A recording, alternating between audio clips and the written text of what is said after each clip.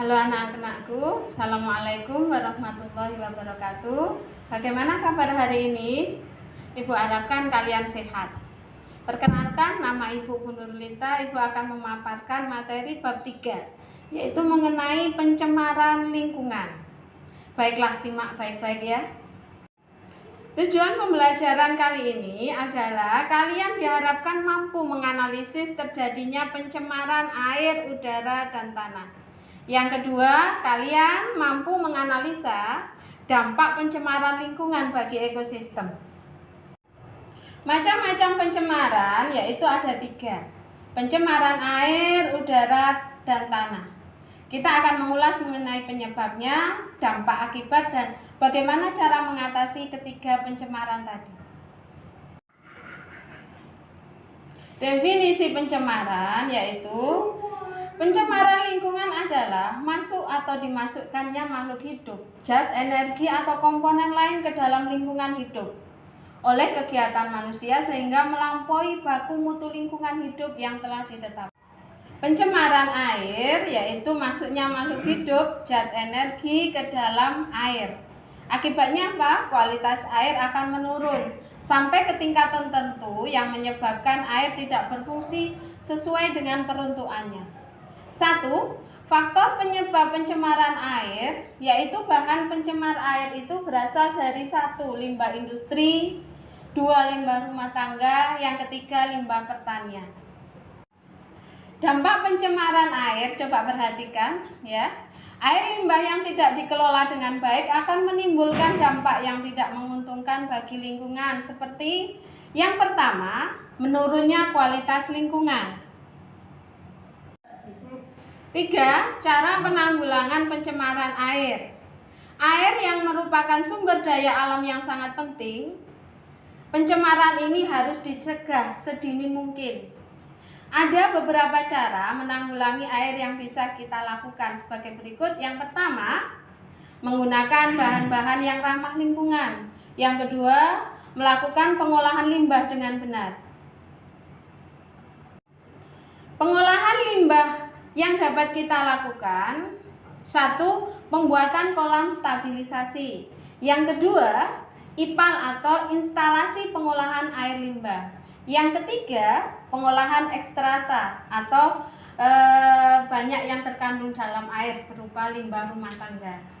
Dalam penanganan limbah air ini, baik cair dan padat diharapkan tidak menyebabkan polusi dengan kita menerapkan 4 prinsip ekologi yang dikenal dengan istilah 4R. Yang pertama, recycle, pendaur ulangan. Yang kedua, reuse atau penggunaan ulang.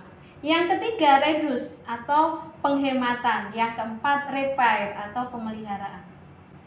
Upaya yang kita lakukan untuk mencegah atau menanggulangi pencemaran air, salah satunya menjauhkan sumber polutan dari sumber air, tidak mendirikan kawasan industri yang dekat dengan sumber air, tidak membuang sampah di sungai dan sumber air lainnya, menggunakan deterjen yang ramah lingkungan, tidak menggunakan pestisida secara berlebihan, tidak menggunakan pupuk kimia berbahaya yang berlebihan, rutin melakukan upaya pembersihan sumber air, menanam pohon, dan mengelola sampah dengan baik.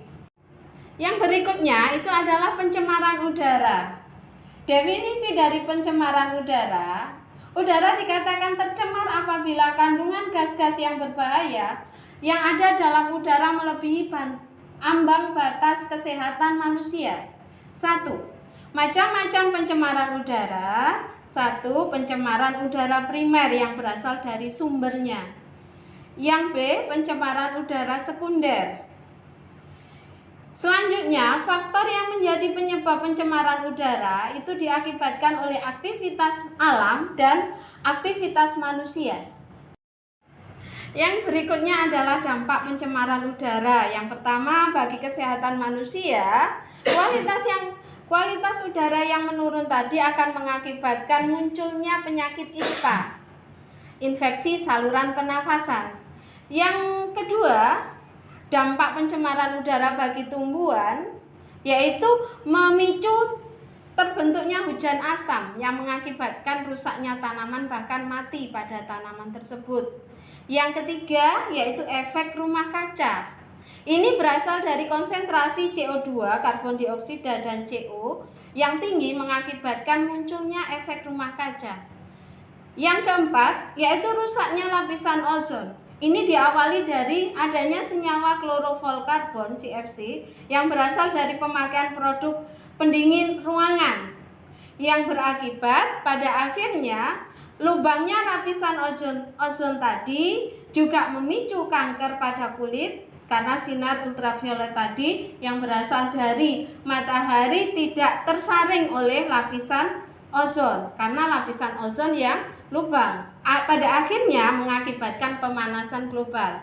Yang terakhir rusaknya bangunan. Ini dipicu oleh senyawa SO2 yang berasal dari pembakaran batu bara dan uap air menghasilkan asam sulfat yang pada akhirnya akan merusak tanaman dan merusak bangunan batu dan bahan logam.